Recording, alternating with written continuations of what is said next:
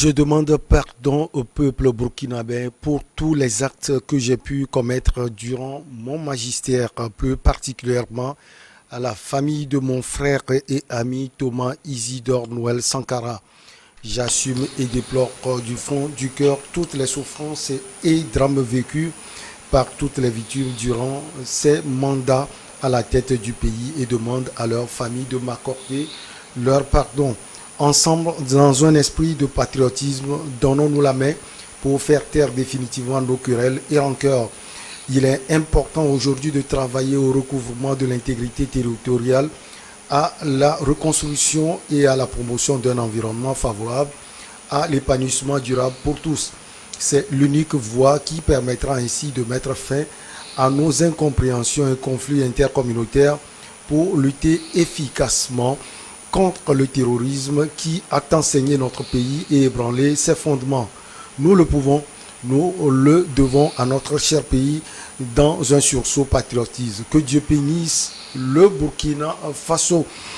Notre invité élu, Magloire Kemayo, l'ancien président burkinabé, condamné par contumace il y a quelques mois pour complicité donc dans l'assassinat de son prédécesseur en 1987, aura attendu bien longtemps pour demander pardon au peuple burkinabé.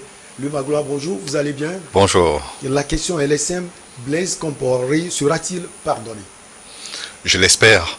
Je l'espère parce que quand on regarde dans l'histoire récente du continent africain, si les Sud-Africains ont pu pardonner aux Blancs et à Frédéric de Clercq, et si la communauté internationale ou ce qui en tient lieu a pu lui pardonner au point qu'il partage le prix Nobel de la paix avec Nelson Mandela, je ne vois pas pourquoi on ne pourrait pas pardonner à Blaise Compaoré. C'est un homme, il a commis des erreurs, comme tout le monde, et je crois que s'il commence à faire amende honorable, comme c'est le cas, on devrait l'accompagner dans cette démarche-là pour qu'il aille jusqu'au bout de ce qu'il a commencé, c'est-à-dire qu'il demande un pardon sincère et qu'il contribue justement à la réconciliation entre tous les Burkinabés. Est-ce que cela veut dire que pardonner, c'est aussi oublier sa condamnation? Non, ce n'est pas oublié. Prenons l'exemple, je ne veux pas multiplier les exemples, mais partons quand même de choses qui existent. Quand vous prenez le génocide des Tutsis au Rwanda, a priori, c'est un acte abominable, c'est une vraie horreur. On n'aurait jamais dû ou pu pardonner à ces personnes-là si on était resté sur le fait que une faute a été commise et tous ceux qui ont commis cette faute-là doivent payer et seront mis au banc de la société. On paye sa dette d'une manière ou d'une autre, mais après, il faut qu'on ait un processus de réparation qui permet de revenir dans la société et de reprendre sa place au sein de celle-ci. Je pense que c'est cela qui doit guider aujourd'hui l'attitude vis-à-vis du président Blaise Compaoré et vis-à-vis de tous ses prédécesseurs. Il faudrait même, au-delà du Burkina Faso, que les anciens chefs d'État ne soient pas des parias dans leur société. Une fois qu'on a dirigé le pays, on commet des erreurs. Prenez les exemples des présidents français de la Ve République. À partir de Valéry Giscard d'Estaing jusqu'à Emmanuel Macron. Chacun d'entre eux est susceptible de répondre de plusieurs crimes qu'il a commis, mais est-ce que cela fait d'eux des parias dans leur société? Non. Donc je pense que nous devons nous aussi avoir ce rapport-là à nos ex-dirigeants qui est de dire, à un certain moment, ils ont été amenés à prendre des décisions, ils en ont pris de mauvaises, ils en ont pris d'autres qui étaient meilleures, mais on ne va pas se contenter que de les fustiger, on doit leur faire payer pour les mauvaises décisions qu'ils ont prises, mais on doit les accompagner également s'ils prennent conscience du fait qu'ils ont commis des erreurs et qu'ils s'engagent véritablement, sincèrement à réparer ces erreurs-là et à aider le pays à aller vers l'avant. Alors, le pardon est envoyé depuis la Côte d'Ivoire par le truchement d'un message porté par l'ancien ministre de l'intégration de la Côte d'Ivoire, Ali Koulibaly, qui est un conseiller du président Alassane Dramane Ouattara. Est-ce que selon vous, ce pardon est guillonné par la Côte d'Ivoire et surtout par son président? Je pense que le président Compaoré est suffisamment grand et suffisamment responsable pour pouvoir faire un pas comme celui-là de lui-même. Il est certes devenu ivoirien après avoir quitté le pouvoir du fait qu'il a épousé une ivoirienne et que la constitution ivoirienne lui permet de prendre la nationalité de ce pays, mais il n'en demeure pas moins qu'il est burkinabé et qu'il a été responsable de ce pays-là et qu'il a eu une place plus qu'honorable au sein de la communauté des pays de la CEDEAO. Il a participé à plusieurs négociations, à plusieurs pour parler de paix à l'intérieur de la région. Donc je pense qu'il qu'il faut lui rendre les honneurs qui sont les siens. Ce n'est pas un dieu, c'est pas un ange non plus, c'est un militaire, c'est un ancien président. Il a fait du mieux qu'il a pu. Il est certain que chacun d'entre nous, si on devait se regarder dans le miroir ou regarder dans le rétroviseur, nous ne serions pas seulement contents de ce que nous avons réussi. Il y a des choses que nous pourrions nous reprocher. Donc, ne soyons pas plus royalistes que le roi.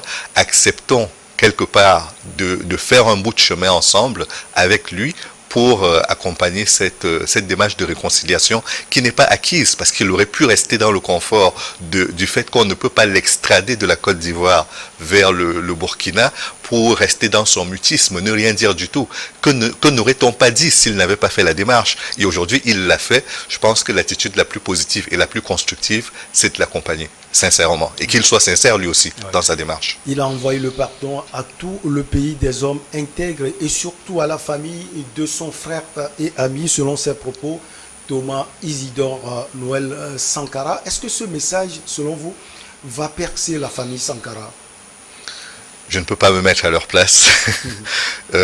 Quand on a perdu un être cher, et Thomas Sankara, au-delà de sa famille biologique, était cher à beaucoup de personnes dans la famille politique, et son souvenir est encore perpétué au-delà du continent africain. Quand on a perdu un être comme celui-là, les blessures ne s'effacent pas, ne cicatrisent pas aussi vite qu'on peut le penser.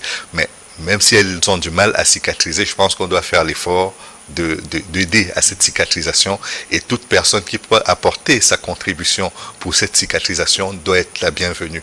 Si elle est sincère et si nous sommes sincères, je pense qu'en mettant les deux ensemble, les deux démarches de sincérité et les deux bonnes volontés de bien faire, on peut y arriver. À quel niveau, selon vous, le Burkina Faso a-t-il besoin de ce pardon? Le Burkina Faso en a besoin comme tout le monde. Vous savez, rester dans des divisions ne rend service, ça affaiblit.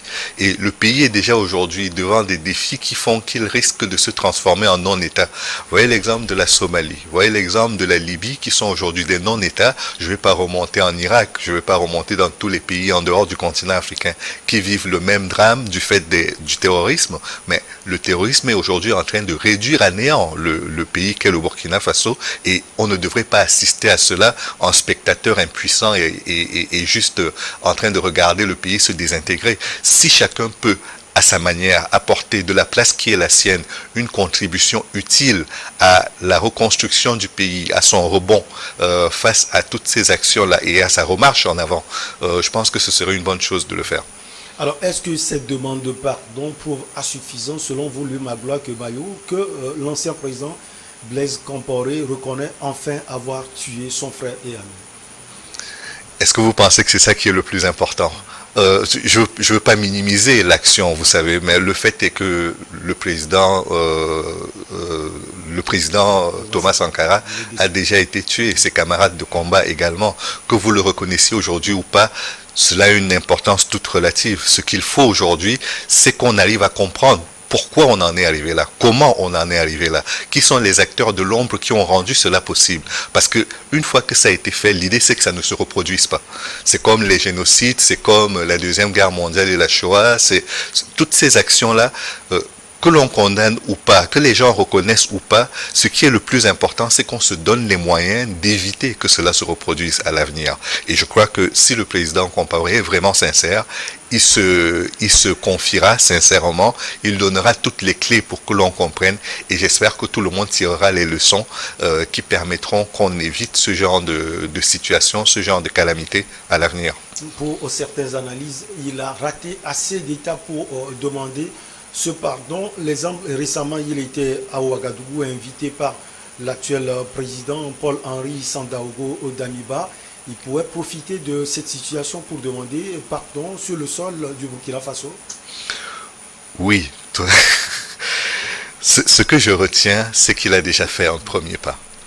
D'autres pas sont possibles. Quand vous avez un enfant qui veut marcher, vous ne lui reprochez pas de ne pas battre un record du monde du 80 mètres ou du 100 mètres. Vous reconnaissez d'abord, vous saluez les premiers pas parce que ce sont les tout premiers, et vous espérez qu'il sera suffisamment fort pour en faire d'autres et qu'il se tiendra rapidement debout et qu'il pourra marcher de lui-même sans que vous soyez obligé de lui tenir la main à nouveau pour qu'il fasse le premier, le deuxième, le troisième pas et qu'il tombe dès que vous lui lâchez la main. Il a fait un premier pas, espérons qu'il en fera d'autres et qu'au bout du compte, on arrivera au bout bout du processus de réconciliation. Alors Blaise Compaoré a dit tellement de choses. Il a parlé également du terrorisme qui frappe son pays. Selon vous, il peut apporter quelque chose? Oui, à ça, indubitablement oui, parce que ces mouvements terroristes-là qui ont opéré en Afrique de l'Ouest, parce qu'il ne faut pas oublier qu'il y a eu des guerres qui se sont terminées et qui ont créé un stock d'armes en Afrique de l'Ouest très important, les guerres notamment du Libéria et de Sierra Leone, qui ont par la suite alimenté de nombreux autres conflits dans la sous-région. Après, il y a eu le renversement de Kadhafi en Libye qui a fait que ce stock a été renouvelé.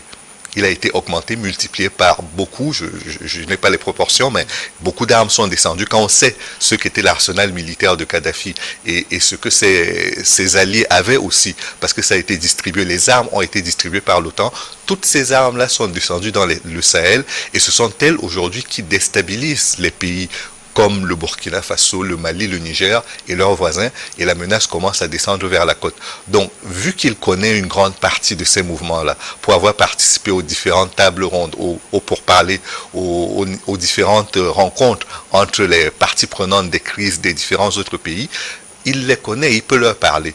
Donc à partir de là, oui, je pense très sincèrement qu'il a la capacité d'apporter une aide utile à la résolution de la question du terrorisme dans son pays, mais pourquoi pas de façon plus générale dans le Sahel. Pour le moment, le Burkina Faso est divisé, on le voit dans les réactions. Est-ce que vous pensez véritablement que les Burkinabés vont accepter profondément ce que Blaise Compaoré dit et vont accepter qu'il puisse venir apporter quelque chose à ce pays? Nul ne saurait le dire. Jusqu'à présent, on attend de voir quelle sera la réaction de la population, quelle sera la réaction des dirigeants politiques, quelle sera la réaction également des familles qui sont concernés par cette demande de pardon. Je suppose qu'il y en a qui l'accepteront, d'autres qui ne l'accepteront pas. C'est maintenant une question de proportion. Est-ce que la proportion de ceux qui accepteront sera plus importante et entraînera les autres vers la même acceptation? Je ne le sais pas. Mais j'espère simplement, encore une fois, que l'idée d'une réconciliation, d'un pardon, peut aider à reconstruire le pays, peut l'aider à devenir un peu plus fort face aux menaces extérieures auxquelles il fait face. C'est mon seul espoir et c'est la seule grille de lecture que je peux avoir par rapport à cette demande de pardon du président Compaoré. Et la réaction, selon vous, du président Paul-Henri Sandaogo Damiba, qui est confronté à ces menaces terroristes, il va accepter sans doute? Je crois que quelque part il le souhaite même. Il a fait beaucoup d'efforts dans ce sens-là, même s'il ne le reconnaît pas officiellement. Le fait de recevoir d'anciens chefs d'État, le fait de contribuer, de garder le fil du dialogue avec Blaise Compaoré, tout cela, je pense qu'il le faisait dans le but d'obtenir son adhésion et d'obtenir l'adhésion de toute la classe politique burkinabé pour que le pays soit un peu plus dopé face à cette menace-là, parce que jusqu'à présent, il reste quand même un maillon faible de la lutte contre le terrorisme en Afrique de l'Ouest et dans le Sahel en particulier. Donc j'espère que c'est une démarche qu'il a voulu, qu'il a engagé et qu'il mène avec, je l'espère, du succès, puisqu'il y a quand même cette demande-là qui arrive de la part du président Blaise Compaoré. Mais il faudrait maintenant qu'il arrive à convaincre tous les autres acteurs et l'ensemble de la population du fait que c'est quelque chose qui est utile. Comme l'Afrique du Sud l'a fait, comme le Rwanda l'a fait, comme la plupart des pays qui ont traversé des horreurs ont réussi à le faire, il faut qu'il y ait une réconciliation, il faut qu'il y ait un pardon réciproque de la part des Burkinabés. Pour certains, tout ce qui arrive est programmé par Ouagadougou et Abidjan. Est-ce que vous le pensez aussi? Est-ce qu'il y a un calcul derrière? Calcul ou pas? C'est le calcul de la réconciliation, sans doute. Oui, il y a probablement calcul. On ne peut pas dire que les gens agissent simplement par générosité. Il ne peut pas y avoir que ça. Mais de l'autre côté, le gain qu'il peut y avoir sur le plan socio-politique est quand même très important et c'est ça que je retiens davantage.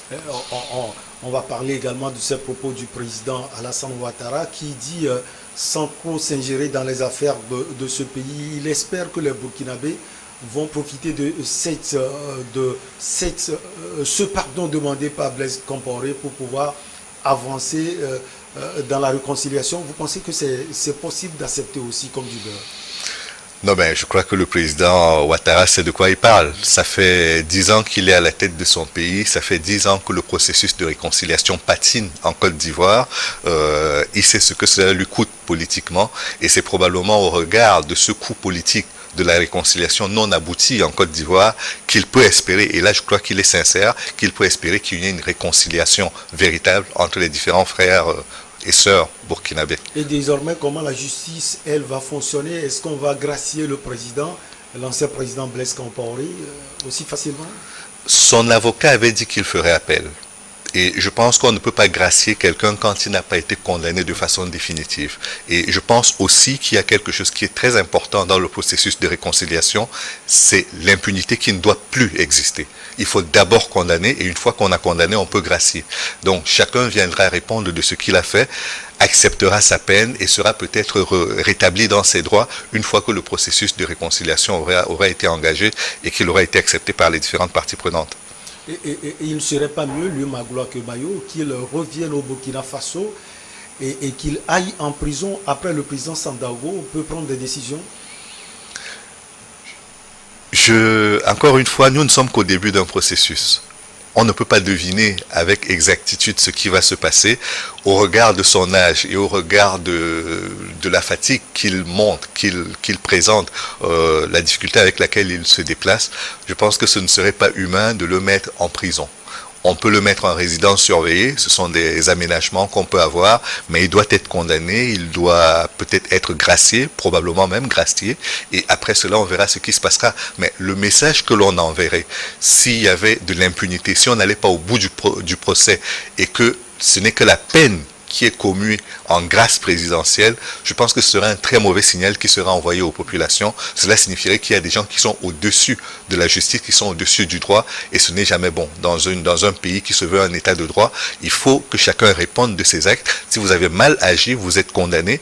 Après, on peut dire, ok, au regard de certaines circonstances atténuantes, nous vous accordons la grâce présidentielle ou autre chose, mais on ne peut pas d'emblée dire vous ne serez pas condamné parce que vous êtes âgé, vous êtes fatigué, vous êtes vieux, on va faire table rase de tout cela. Ce n'est pas possible. J'espère bien que la justice fera son travail, et une fois que la justice aura fait son travail, que la politique aussi fera son travail, et qu'une grâce sera accordée de la part du président et de la part des personnes auxquelles il a demandé le pardon.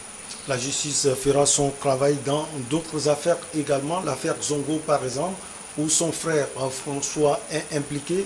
Est-ce qu'en demandant pardon, puisqu'il a parlé de ses mandats passés à la tête du pays, est-ce qu'il veut parler de tout ce qui s'est passé, par exemple l'affaire Zongola?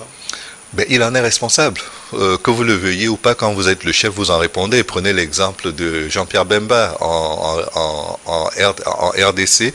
Ce que ces hommes ont fait en République centrafricaine, c'est lui qui a payé par rapport à ces actes-là, parce que c'est lui le chef. On ne peut pas déterminer avec exactitude tous ceux qui ont agi, qui ont mal agi en l'occurrence, mais lui, on sait qu'il était là et qu'il pouvait condamner ces personnes. Il ne l'a pas fait, donc il en répond.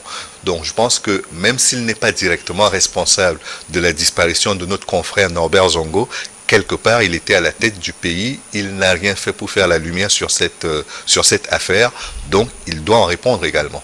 Vous avez parlé tout à l'heure des implications peut-être dans l'assassinat de l'ancien président Thomas Sankara. Est-ce que selon vous, vous avez dit que c'est un processus, selon vous Blaise va aller en profondeur pour dire à toute l'Afrique et à l'humanité ceux qui sont impliqués? Les affaires d'État sont les affaires d'État. Mais l'Afrique a besoin de cela. L'Afrique en a besoin, mais regardez aux États-Unis. Si vous pouvez me dire qui a tué John Fitzgerald Kennedy, je vous décernerai le prix Nobel de la paix. Personne ne le sait jusqu'à présent. Donc il y a des vérités qui resteront malheureusement tues jusqu'à un certain temps. Peut-être qu'après un certain délai de prescription, on pourra avoir toutes ces informations-là, mais je pense qu'il y a encore beaucoup de personnes qui sont vivantes et qui seraient éclaboussées par ce type de révélation. L'idée, c'est juste qu'elles soient faites, qu'on sache que c'est quelque part dans un coffre et qu'on pourra les ressortir le moment venu. Mais les affaires de l'État, encore une fois, là, il s'agit à la fois de secret d'État, de secret défense, et il n'y a pas que le Burkina Faso qui est engagé, il n'y a pas que le président Compaoré qui est engagé. Donc, je suppose que même si on les livre, ces secrets-là, on les livrera avec parcimonie et ça prendra un peu de temps avant d'être entièrement reconstitué. On va être un peu le Magloire Kebayo dans le secret de Dieu. La demande de pardon, elle est déjà faite. La suite à donner selon vous? La suite à donner, c'est que l'ensemble de la classe politique aujourd'hui doit essayer de rassembler autour d'elle la population. Et quand je dis l'échiquier politique, c'est que de l'opposition jusqu'aux militaires qui sont au pouvoir actuellement, chacun doit faire un effort pour que la nation ensemble se dresse pour repartir du bon pied. La lutte contre le terrorisme n'est pas une action dans laquelle on attend uniquement que les militaires réussissent ou on attend uniquement que les politiciens réussissent. C'est l'ensemble des forces vives de la nation qui doivent être impliquées pour que le combat soit réussi. Et donc pour ça, avoir avec soi les Burkinabés de l'opposition, ceux de la majorité, les militaires, les fonctionnaires, la diaspora et les voisins ne peut qu'être utile. Donc j'espère que ce processus qui a commencé va s'emballer dans le bon sens du terme en ajoutant à la démarche des militaires et de Blaise Compaoré celle de l'ensemble de la classe politique et la conscience également de chaque citoyen qui fera que la réconciliation sera quelque chose de concret, un objectif noble vers lequel marcheront tout le monde et surtout que au-delà de cette réconciliation, il faudra que ça serve à quelque chose. Il faudra que ça serve à chasser les terroristes et à mettre sur pied un processus de développement dont nul ne se sentira exclu. Il y a beaucoup de zones aujourd'hui au Burkina et qui restent en dehors du processus de développement, qui se sentent abandonnés du pouvoir central et ce n'est pas normal dans un pays qui voudrait arriver à bâtir une nation et ce n'est pas normal non plus dans une zone comme la CEDEAO où l'intégration est quelque chose d'important, où la libre circulation aussi est importante. Si vous êtes dans des zones de no man's land, où les populations venant du Togo ou du Bénin ne peuvent pas circuler parce que vous n'avez pas de contrôle là-dessus et que vous ne pouvez pas assurer la sécurité, ce n'est pas bon. Donc j'espère qu'on aura ça et que cela permettra d'accélérer tous les autres processus vertueux. L'action donc avait engagé le président Paul-Henri Sandaogo Damiba et donc a salué Magloire Kemayo puisqu'il a essayé de regrouper les anciens présidents. On se souvient, c'était le mois écoulé. On peut saluer cela et la suite parce qu'il dit que ce n'est pas fini, il va toujours tenter cela. Oui, il faut saluer, mais il faut surtout mettre du concret. Parce qu'une fois que vous avez présenté le schéma, vous avez un squelette, il faut y mettre de la chair. Si vous ne mettez pas de contenu, ça ne ressemblera à rien. Ça restera quelque chose de peut-être très beau, ce sera une belle maquette, mais on ne vit pas de maquette. Il faut qu'une fois qu'on a tracé, qu'on a construit la maquette, qu'on réalise le rêve derrière la maquette. Donc pour moi, aujourd'hui, il faut se donner les moyens concrets en termes de coopération avec les pays voisins, en termes de volonté sincère des militaires, des politiciens et de la population. Il faut se donner tous ces moyens-là pour que sur le plan économique, sur le plan social et sur le plan politique, on réussisse à gagner la guerre contre le terrorisme et à gagner la guerre également du développement, gagner la paix en l'occurrence aussi. Parlant d'anciens sincères, on se souvient les partisans de l'ancien président Roch Marc Christian Kabore l'avait empêché d'aller à cette rencontre. On a vu également d'autres présidents qui ne sont pas arrivés. Cela veut dire qu'il y a du travail à faire sur le plan politique. Oui, vous ne pouvez pas obtenir l'adhésion automatiquement, ce serait trop facile. Toi et moi, nous deviendrions présidents à tous les coups. Ouais. Mais c'est que c'est quelque chose de difficile, c'est pour ça qu'on élit, qu'on désigne des gens pour jouer ce rôle-là, et eux, ils ont les ficelles pour y arriver. Donc, espérons qu'ils trouveront les ficelles au Burkina Faso pour rassembler tout le monde autour des ambitions dignes qu'ils ont, des ambitions légitimes qu'ils ont pour leur pays, afin que celui-ci se développe et sorte du travers du terrorisme qui est en train de réduire à néant ses efforts pour le développement. Et il y a également le cas de l'ancien président Yakuba Isaac Zida. Lui aussi, il a des soucis avec la justice. Aujourd'hui, il est au Canada. On doit voir également son cas. Mais s'il ne veut pas participer, il ne participera pas. Jusqu'à présent, nous n'étions pas certains que le président Compaoré se sentirait concerné par le processus de pardon et de réconciliation. Il l'a fait. Peut-être que pour Jacob Zida aussi, nous aurons la belle surprise de constater qu'il se met à la disposition de l'État pour participer à ce processus-là. Restons optimistes. Nous sommes presque au terminus. Magloire Kemayo, vous voulez ajouter quelque chose, sans doute? Non, vous savez, le Burkina Faso est considéré comme le pays des hommes intègres et j'espère que cette réputation-là ne sera pas usurpée, qu'ils en resteront dignes et que ce processus qui a commencé va renforcer cette image que nous avons du pays des hommes intègres, le Burkina Faso. Magloire Kemayo, merci beaucoup à vous. On a parlé du Burkina Faso. Blaise Compaoré sera-t-il pardonné? Vous êtes journaliste et écrivain. Infini merci à vous. À vous également. Merci beaucoup. On marque la pause pour le journal et derrière on reçoit nos invités pour Regard Croisé.